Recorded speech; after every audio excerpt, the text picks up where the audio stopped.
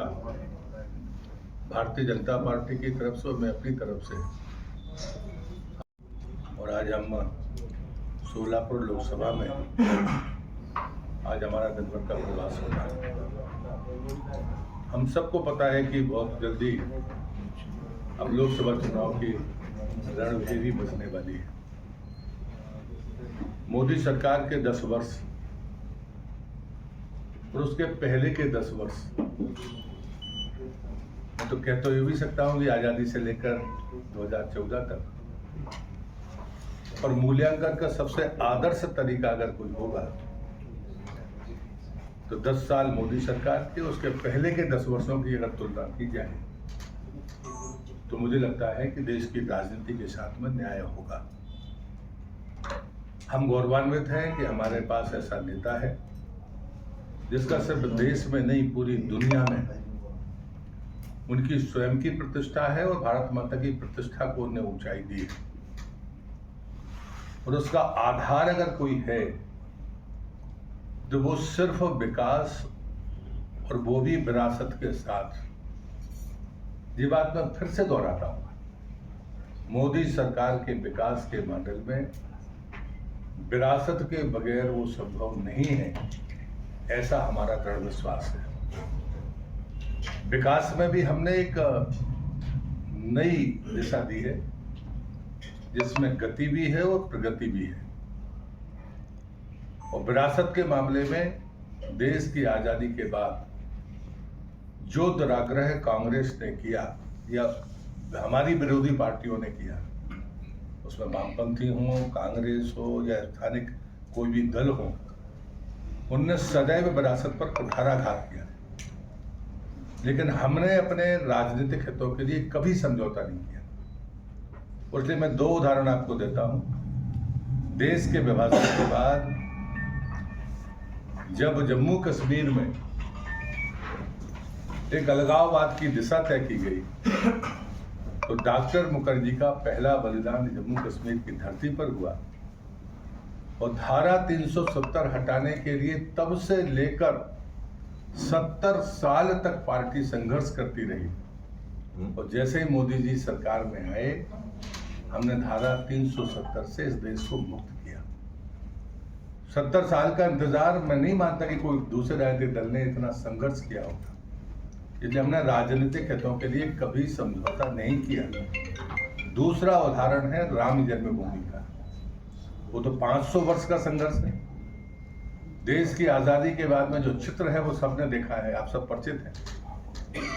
लेकिन मैं गर्व करता हूं कि हमारे प्रधानमंत्री के नेतृत्व में उच्चतम न्यायालय के फैसले के बाद जो हमारा संकल्प था कि हम बिना विरोधाभास और संघर्ष के राम जन्मभूमि पर अपना मंदिर का निर्माण करेंगे, ये सदैव भारतीय जनता पार्टी का मंत्र है कि बातचीत से मंदिर के समाधान निकलने चाहिए, पर मंदिर बनना चाहिए।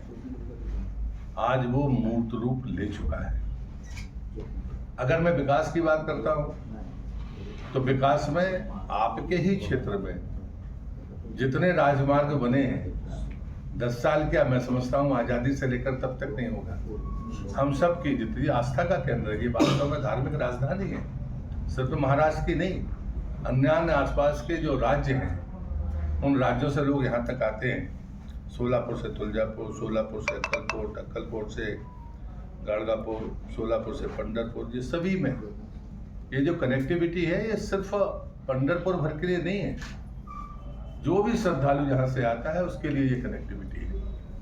इसलिए हमारा रेल का मार्ग हो, हमारे रोड का अपग्रेडेशन हो या फिर हवाई सेवाएं, इनमें जो हमने सफलता प्राप्त की है वो ऐतिहासिक है। तीसरी बात मैं ये कहता हूं कि देश की राजनीति की दिशा मोदी जी के नेतृत्व में बदली है। उनने जब ये बात कही थी कि देश की आजादी के जब 75 साल होंगे तब देश कैसा होगा, और उन्होंने पूरी जिम्मेदारी के साथ जब ये बात कही थी तो हमारे विरोधियों ने मजाक उड़ाया कि 2019 का चुनाव बीच में है, जो 2075 साल की बात कर रहे हैं वो तो 22 में आएगा। मोदी जी ने कहा था कि देश का विकास अनवरत है, चुनाव होते रहेंगे, लेकिन लक्ष्य हमारा स्पष्ट होना चाहिए। अब आप देखिए, प्रधानमंत्री आवास हो, स्वच्छता के लिए शौचालय हो, गरीब आदमी के लिए गैस कनेक्शन हो, महिला सशक्तिकरण के लिए जल जीवन मिशन हो, उपचार के लिए आयुष्मान कार्ड मिशन 2019 के बाद शुरू हुआ है।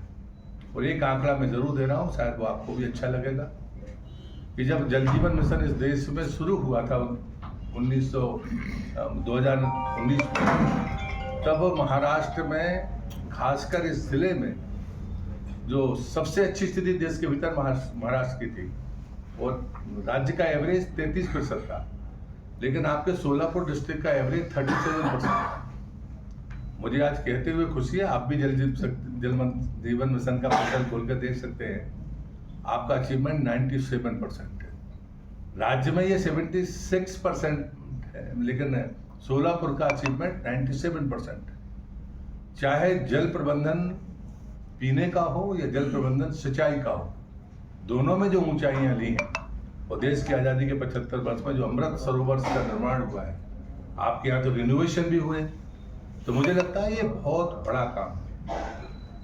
पांचवी बात जब मैं कहता हूँ तो वो ये जो गरीब आदमी है, जिसको अनाज मुफ्त में 80 करोड़ लोगों को मिल रहा है, या जिनको ये सुविधाएं मिली हैं, डायरेक्ट बेनिफिट ट्रांसफर ने बिचौलियों को समाप्त किया, ये बहुत महत्वपूर्ण बात है। अन्यथा आप ही के पास लोग आते थे कि साहब हमको तो ऐसा हमारे साथ हो गया। डायरेक्ट बेनिफिट ट्रांसफर की जो पॉलिसी थी मोदी की, उसने बिचौलियों को खत्म किया। इससे पहले ये प्रयास कभी नहीं हुए। परिवारवाद के खिलाफ, जातिवाद के खिलाफ, तुष्टीकरण के खिलाफ पार्टी सदैव रही है, और हमें गर्व है कि हम उस मामले में सफल हुए हैं। और मैं अंत में इतना ही कहूँगा कि इसी आधार पर हम जनता के बीच में जाएंगे आपके माध्यम से, और मैं बड़ी जिम्मेदारी के साथ कहूँगा फिर इस बार मोदी सरकार। आपने अभी महाराष्ट्र में जो हो रहा है कि जिन पर करप्शन के आरोप लगे, ऐसे नेताओं को सरकार में लिया जा रहा है, कोई एमपी बनाया जा रहा है, डीसीएम बनाया जा रहा है, क्या पार्टी विद डिफरेंस से बीजेपी दूर जा रही है? नहीं, बिल्कुल नहीं। और मुझे लगता है कि एक आग्रह मैं जरूर कहूँगा कि मैं किसी व्यक्ति के बारे में नहीं कह रहा, कोई आदमी विजनरी हो, वो विचार की आज़ादी उसे ना हो। राम को कौन नहीं मानता, सब मानते, लेकिन जय श्री राम कहने की हिम्मत नहीं थी जहाँ लोग रहते थे। विचारधारा से अगर अनुकूलता है, विजन है डेवलपमेंट का, तो मुझे लगता है कि देश जिस परिस्थिति में है उसमें हम सबको मिलकर आगे आना होगा, क्योंकि पूरी दुनिया हमारा इंतजार कर रही है। हम साम्राज्यवादी लोग नहीं हैं कि दूसरे के देश पर कब्जा करके अपने आने वाली पीढ़ी का भविष्य तला सके। तो हमें अपने इन्हीं संसाधनों में बेहतर विकास भी करना है और दुनिया को रास्ता भी देना है। और उसका सबसे श्रेष्ठ उदाहरण है कोरोना का। कि हम 140 करोड़ के देश थे, हमको दवाई की जरूरत थी, लेकिन हमने 150 से ज़्यादा देशों को दवाइयाँ दी, उसमें अमेरिका भी शामिल है और ज़रूरतमंद ब्राज़ील भी है। लेकिन कोई भी ताकतवर साथ जो चुनिंदा देश है, वो किसी को एक गोली भी नहीं दे सके। तो ये जो विचारधारा की ताकत है, ये विचारधारा की ताकत को मजबूती मिलनी चाहिए।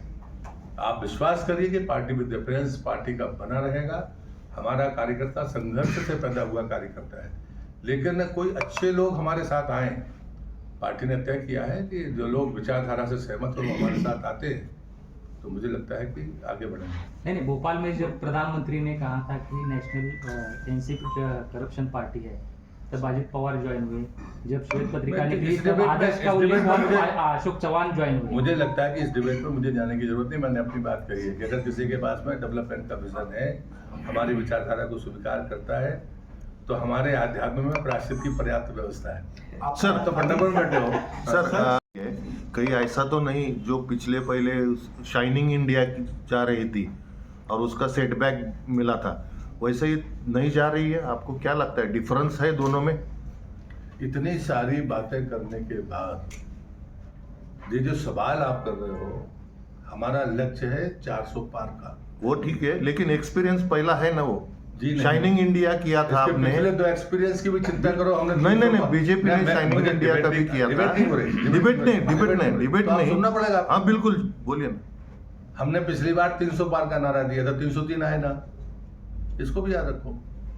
अभी आप 3 लोकसभा के प्रमुख है, अभी क्या स्थिति है? आप सोलापुर और सांगली डेंजर जोन में लगता है। नहीं, कोई डेंजर जोन नहीं है, सब सुरक्षित जोन में है। अभी जो मठाधीश थे वो गिरे ना, तो ये उसके बाद के उनने तो उतना विकास नहीं किया जितना हमारे खासदार ने किया है। तो इसलिए ये मुझे लगता है कि अगर मैं पवार साहब का ही नाम लेता हूँ, वो रहे हैं ना, माड़ा से रहे।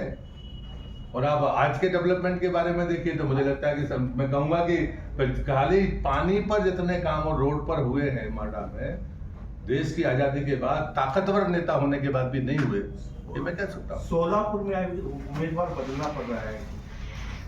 मैं इस पर कोई टिप्पणी नहीं करूंगा। पिछली बार भी उम्मीदवार बदला, इस बार भी बोल तुम्हारा कितना बोल। नहीं, ये पार्टी का काम है, ये इसमें मैं कोई टिप्पणी नहीं करूंगा।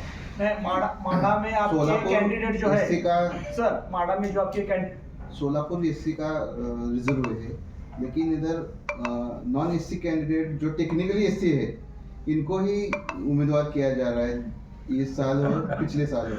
मुझे लगता है कि आपको सूची आने तक इंतजार करना चाहिए। सर, सगळे डेव्हलपमेंट भाजपने केली आहे केलं, परंतु महागाईच्या बद्दल लोकांमध्ये प्रचंड असंतोष आहे. मुझे देखिए, हम जिस प्रकार से जनता को लाभ मिला है, चाहे गरीब कल्याण के नाम पर हमने जो मुफ्त राशन दिया हो, ताकत हर पक्ष में मिली है। इसलिए चीजों की इसको एक पैरामीटर पर नहीं देख सकते। लेकिन कांग्रेस के समय की महंगाई की अगर कंपेयर करें, मैंने कहा कंपेयर कर लेना चाहिए, इसलिए मैं पहले ही कहा था। धन्यवाद। नहीं सर, नहीं, अलग सर। नाही ना, त्यांना संपलं.